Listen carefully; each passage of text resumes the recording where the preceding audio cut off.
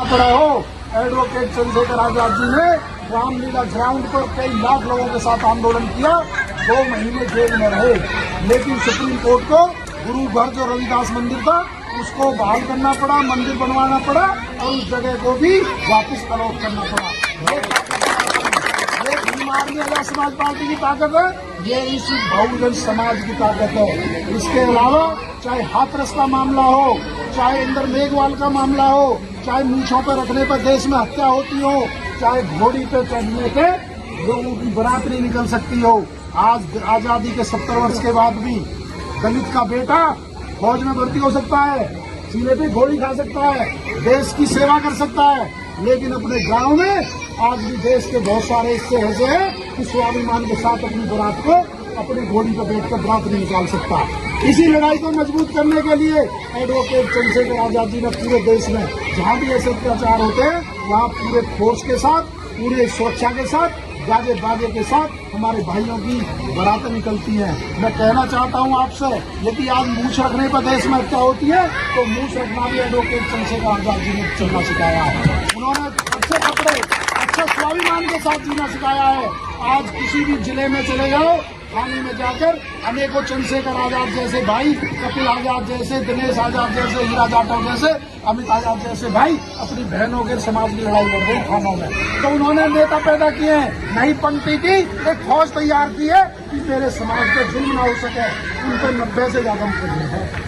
वो अपने पर्सनल नहीं है, वो जो बहुजन समाज मेरे सामने बैठा है, जो हमारा दबा कुचला शोषित वंचित हमारे भाई बैठे हैं, उनके हक अधिकार के लिए उनको कर रहे हैं। रासुका जैसी कार्रवाई 16 महीने जेल में उन्होंने आपके लिए काटी है। जहां भी देश में जरूरत पड़ती है वहीं पहुंचते हैं और पिछले 3 सालों में से 2 साल के करीब ज्यादा से ज्यादा 2 साल जेल में रहे। आज उस आवाज को, उस बहुजनों की आवाज को, उस बहनों की आवाज को, उस माता बहनों की आवाज को, उस गरीब दलित शोषित की आवाज को दबाने का प्रयास कर रहे हैं कुछ लोग। ये सरकार नहीं चाहती कि ये मुखर आवाज, ये न्याय के खिलाफ आवाज पूरे देश में इसी तरह चलती रहे, इसलिए उनके साथ साजिश रचकर उनकी हत्या करवाना चाहते हैं।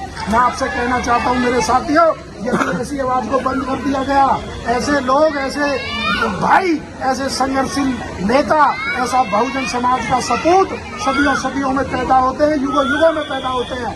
आप उनके हाथ मजबूत करो, आप उनको मजबूत करो, नहीं तो और लोगों के पैरों में आप पड़े रहोगे और लोगों के दरबारों पे आप हाजिरी लगाते रहोगे। यदि आप अभी तो आपने उन्हें वोट नहीं दी, अभी तो आपने उनकी कोई सरकार नहीं बनाई, ना उनके MP MLA बनाए, आज भी उनके नाम से, भीम आर्मी के नाम से थाने में यदि कोई अपराध होता है, किसी थाना क्षेत्र में मुकदमा दर्ज नहीं हो रहा होता और ये पता लग जाए एडवोकेट चंद्रशेखर आजाद यहाँ आने वाले हैं या भीम आर्मी की टीम यहाँ आने वाले हैं, तो मुकदमा दर्ज हो जाता है और आरोपी सलाखों के पीछे होता है। ये आपकी ताकत है, ये एडवोकेट चंद्रशेखर आजाद की ताकत है। मैं इसलिए कहना चाहता हूँ, वोट अभी आपने दिया नहीं है, लेकिन कम से कम उनके साथ खड़े हो जाओ।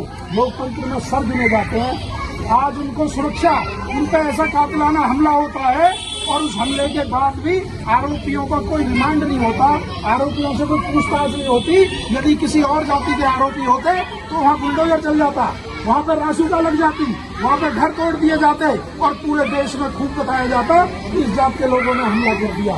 लेकिन क्योंकि मुख्यमंत्री की जाति के लोग हैं, उन पर तो बुलडोजर नहीं चला, उन पर तो रासुका नहीं लगी, पिस्टल से फायरिंग हुई, लेकिन कत्ते में उनको दर्ज करके जेल भेज दिया ताकि ना आसानी से जमानत मिल जाए।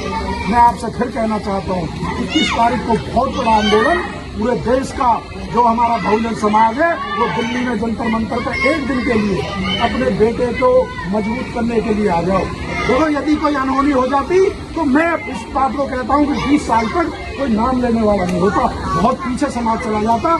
आज जब इतनी लड़ाई लड़ते लड़ते आज भी बहनों के साथ रेप हो रहे हैं, आज भी मटके पे छूने पे हत्या हो रही है, आज भी जो तमाम तरह के अत्याचार हमारे भाइयों पे हो रहे, और यदि सपोज करो इस आवाज को यदि ये समाप्त कर देते तो कौन लड़ाई लड़ता। इसलिए मैं आपसे कहना चाहता हूँ, 21 तारीख को एडवोकेट चंद्रशेखर आजाद जी, आपका खून, आपका भाई, आपका बेटा आपको दिल्ली आह्वान कर रहा है एक दिन के लिए। वो पूरा जीवन उसने आपके लिए समर्पित कर रखा है, पूरा जीवन वो पूरे देश में आपके लिए जाता है, लेकिन एक दिन आप उसके लिए जाओगे उसकी सुरक्षा के लिए। हमारी तुम्हारी जिम्मेदारी है उसको सुरक्षा करानी है, उसको CBI जांच की मांग हमें करानी है। आखिर कौन लोग हैं जिनको इनकी हत्या से फायदा? अच्छा, कौन लोग हैं जो इस राजनीतिक षड्यंत्र के पीछे हैं, जो इनकी हत्या कराना चाहते हैं?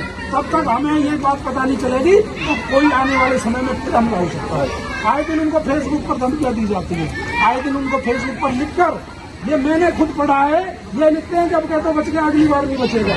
लेकिन सरकार उनके खिलाफ कोई कार्रवाई नहीं कर रही, क्योंकि सरकार चाहती है कि ये, क्योंकि सबसे ज्यादा विपक्ष की भूमिका यही निभा रहे हैं और पार्टियां तो शांत बैठी है। और जब कहीं भी दिक्कत होती है तो संविधान बचाने में, लोकतंत्र बचाने में, SC/ST एक्ट बचाने में यदि कोई RSS और बीजेपी के एजेंडे के बीच खड़ा है तो वो एडवोकेट चंद्रशेखर आजाद।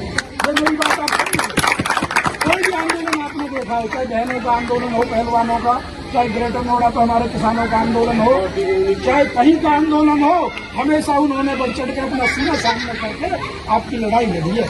लेकिन एक दिन उन्होंने कहा है कि एक दिन मुझे चाहिए, यदि मेरा समाज, मेरे लोग